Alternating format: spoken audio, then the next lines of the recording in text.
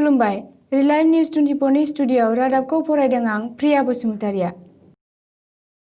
दिनै बिटिसिनि जोबथा खोलोबनि बिसायख'थिया चिरां आरो क'क्राझार जिल्लायाव जाबाय। बेयाव गासै मोन 19 बियाबफोर दंमोन आरो 111 बिजाथिफोरा बेयाव बाहागो लादोंमोन। मख'नो गोनांदि गिबि खोलोबनि बिसायख'थिया बाक्सा आरो उदालगुरियाव 7 खालार खालि गोजोनै जोबलांदोंमोन। नाथाय नैथि खोलोबनि बिसायख'थियाव जायगा लानानै दावराव-दावसि सोमजिदों। चिरां जिल्लानि दतुपुराव मोनसे दावराव-दावसि सोमजियो।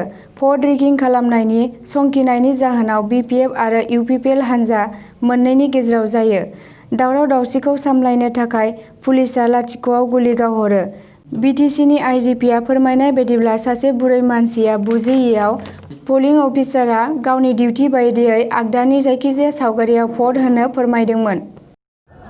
दत्तपुर भोट केन्द्रत भोट माने कास्टिंग धुनियाके चलि आছিলে तो खबर पोৱা मते कोनबाय বৃদ্ধ महिला आছিলে जार माने चकुरे कम देखे तेखेते साके प्रिजाइडिंग अफिसारक खुदिसे जे माने कोनफाले भोट দিব লাগে। प्रिजाइडिंग अफिसारर डिउटी হয় তেওঁ দেখুৱাইছে যে ব্যালট পেপাৰৰ ৰাইট সাইডে সিম্বলবিলাক আছে, ৰাইট সাইডে আপুনি য'ত ইচ্ছা দিয়ক।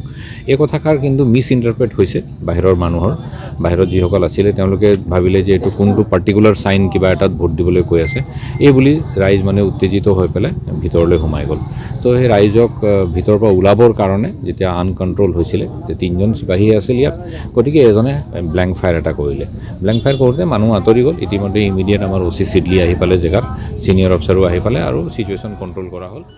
मख'नो गोनांदि 9 अक्ट'खालि इउपिपिएलनि आफादगिरि प्रमद बर'खौ गाग्लोबनाय जाथायनि सायाव प्रमद बर'आ बिपिएफ हानजाखौ दाय होयो। इउपिपिएलनि आफादगिरि प्रमद बर'आ बुंबावोदि दायनिगिरिखौ हमाब्ला हांगार स्ट्राइक खालामगोन होननानै। प्रशासनक अहाकालिলৈকে टाइम দিয়া হৈছে। অহাকালি নিৰ্বাচন আছে, নিৰ্বাচন সুকলমে হৈ যাক। ইয়াৰ পিছতো যদি কোনো একশ্যন লোৱা নহয় তাৰ পিছত আমি নিজে হাংগাৰ ষ্ট্ৰাইক আৰম্ভ কৰিম। बिपिएफनि आफादगिरि बिटिसिनि बारग' चिफ हाग्रामा महिलारिया गावनि अनजालि बिसि सेउलि महिलारिजों 10 नं देबोरगाव बियाबनि सिङाव गावनि भटखौ देबोरगाव गोजौसिन फरायसालियाव होदों।